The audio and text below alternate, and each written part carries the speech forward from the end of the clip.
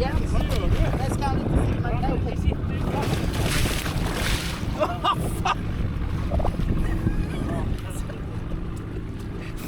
Jag hoppas du inte filmar. Ja.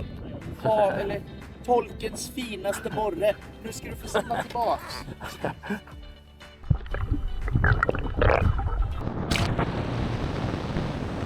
Jag får inte ha det i din video. Ja. Grabbarna har blivit blöta i stjärten. Så då får de... de får rövsola.